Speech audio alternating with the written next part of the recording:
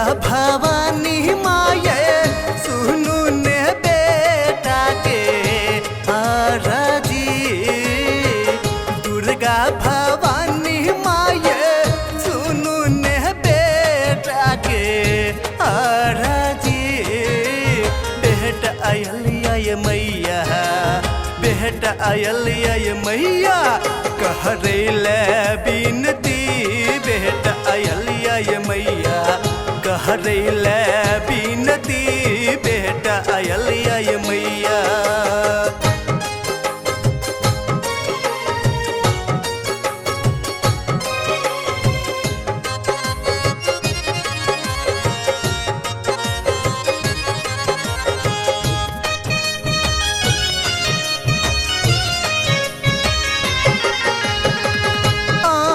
भवन में देखूं आयल ये बेटा ये दुर्गा भवानी आहके करैया सेवा ये।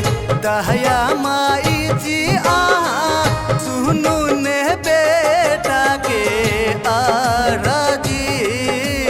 बेटा आयलिया ये मैया, बेटा आयलिया ये मैया कह रे ले बिनती। बेटा आयलिया ये मैया कह रे ले बिनती। बेटा आयलिया ये मैया।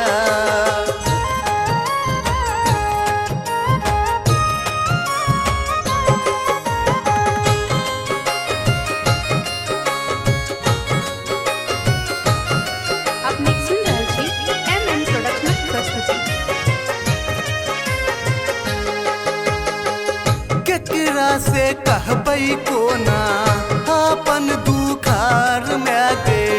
किया नहीं सुनै छे हमर पुकार में गे। ममता माई जी आहा सुनु ने बेटा के आरजी।